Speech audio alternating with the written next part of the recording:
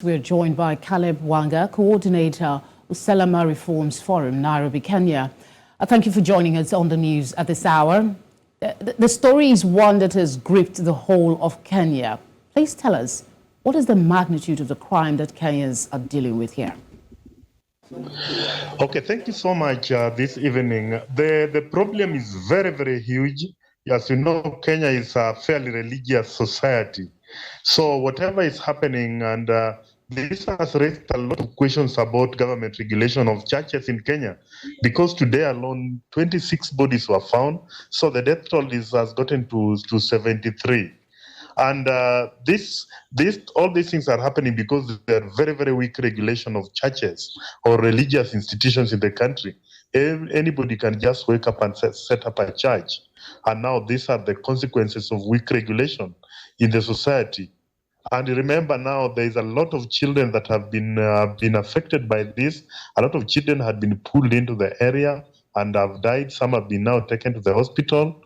So it's a huge, huge issue that is under consideration, under focus here in Kenya.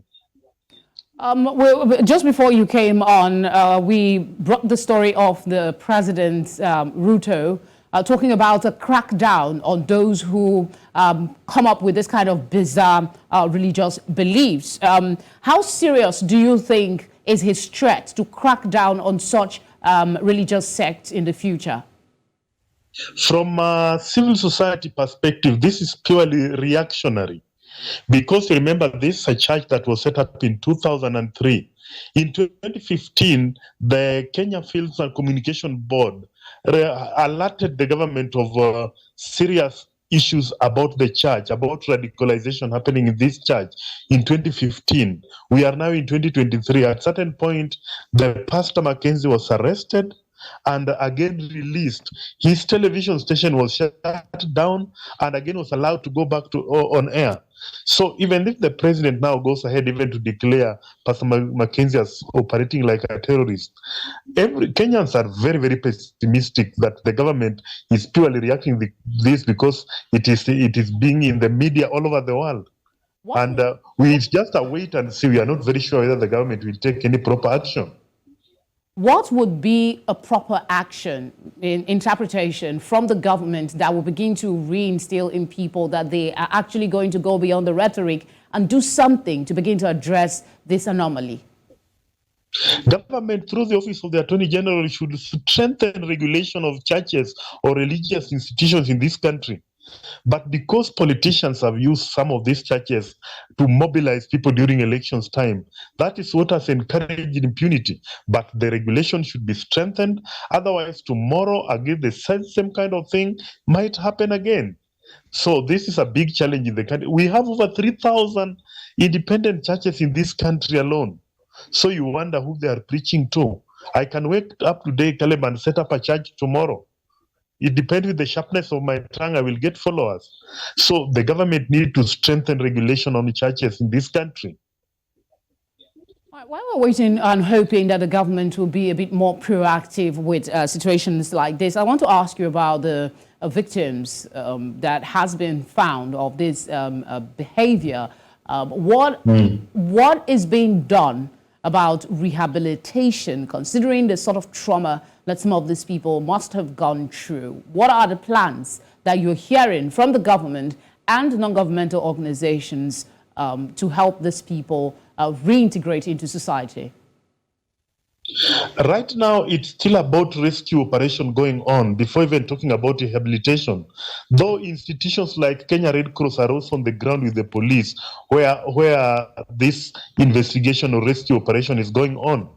Because even today, they are getting people who are emaciated, who are just about to die. So the first step is to find a way of saving their lives. They have been rushed to local hospitals and even some children's home children that were found. So the broader rehabilitation of victims have not started out properly because it is still a rescue, trying to get to the farthest end of the farm. It's an 800-acre farm. So there could be people who are still fighting for their lives within the shrubs.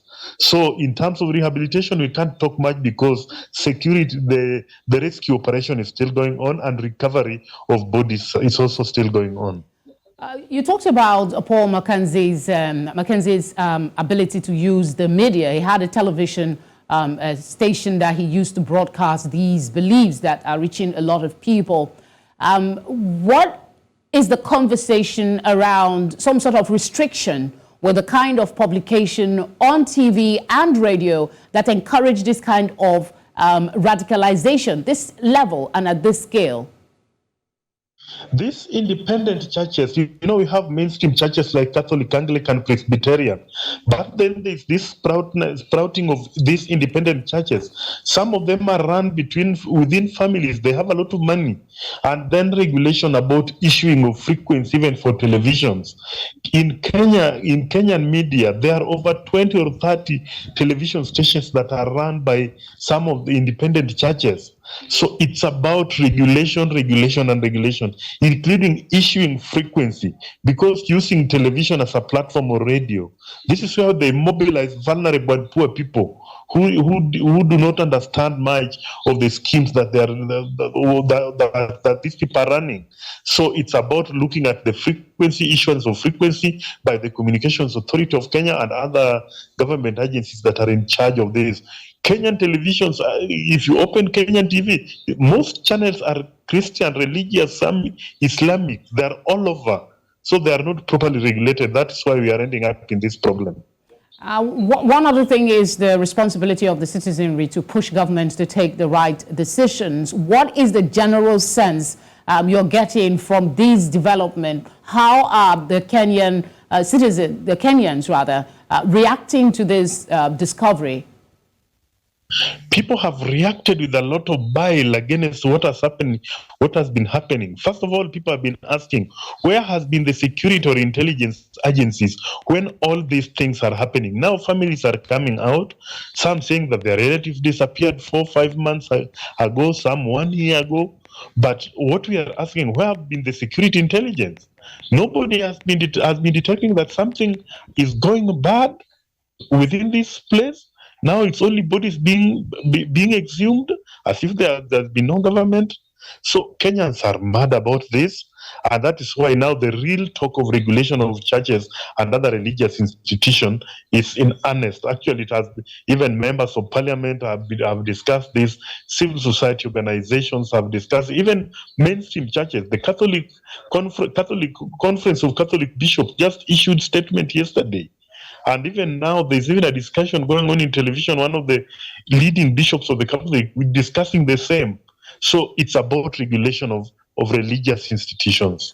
All right, because Mr. Kenyans are mad about it. Thank you very much for speaking with us. I'm sure we'll come back to you because this is a developing story. Thank you. Thank you so much and welcome.